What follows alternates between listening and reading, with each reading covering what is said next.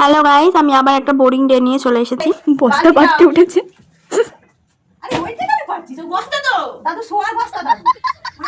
আমার ঠাম্মা এইসব এনজয় করছে বসে বসে। চা পকোড়া দেবো ঠাম্মা? আরে এমনি এটাকে মায়ের মাথায় পেয়ে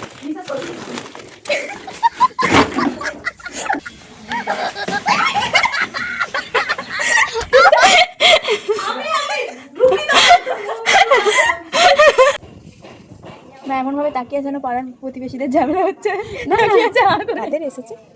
এরকম ধরনের আমার একটা ক্রক্স ছিল, কিন্তু আমি পড়তে গেছিলাম, ওখানে গিয়ে পাল্টে হয়ে গেছে। আমি অন্য একজনের পড়ে গেছি, মানে আমি বাধ্য হয়ে এটা পড়েছি, কারণ এটাই দেখতে পেয়েছিলাম, আর আমারটা সে আগেই পড়ে চলে গেছিলো। ফাইনালি আমার সব কাজ কমপ্লিট। আমি এইসব কাজ করছি, আমার ভাবলেই তো কেমন লাগছে। আমি কাজের ভয়তে 10টা থেকে 1টা অবধি ঘুমিয়ে পড়েছিলাম, ইচ্ছা করে যাতে আমাকে কাজটা না করতে হয়। তারপরও মা দিদি চিল্লে ডেকে দিয়ে আমাকে বাধ্য করেছে কাজটা করতে। তাই জুতো ফুতো পরিষ্কার করে এখন আমি বসেছি।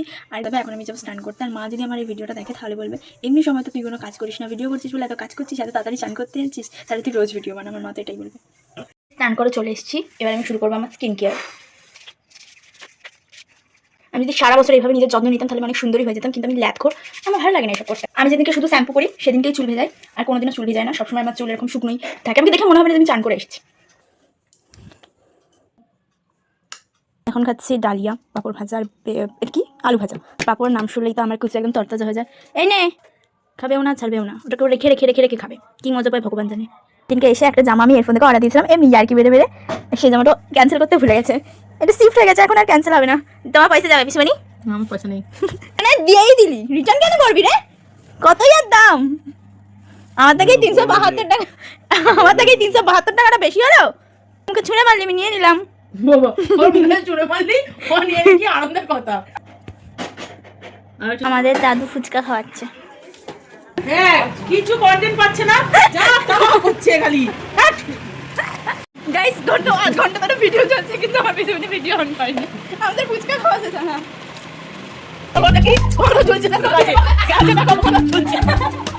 আমি এখন যাচ্ছি কম্পিউটার ক্লাসে, কিন্তু কম্পিউটার ক্লাস করবো না, ফিজিতে যাচ্ছি। কিন্তু আমি এত কেন চাইছি আমি নিজেও বুঝতে পারছি না। এই জিনিসটা আমি পুজোর সময় কিনেছিলাম, এখনই আমার এত টাইট লাগছে। এত কিছু সাজুগুজুর পর আমি ফাইনালি ধাদের মার্কা জামাটা পরে রেডি হলাম। এর বেশি আর দেরি করা যাবে না, তো চলো বেরোনো যাক। এদের পরীক্ষা চলছে, আর এরা আমাকে নিয়ে প্রিন্সেস ট্রিটমেন্ট দিতে যাচ্ছে এখন। আমি এখন যাচ্ছি আমার দাদুর কাছে 50 টাকা ঝাপতে। প্রত্যেক সপ্তাহে এসে আমি ঝাড়ি। কি করছো? কি করছো? ঘুমাচ্ছ? 50 টাকা দাও।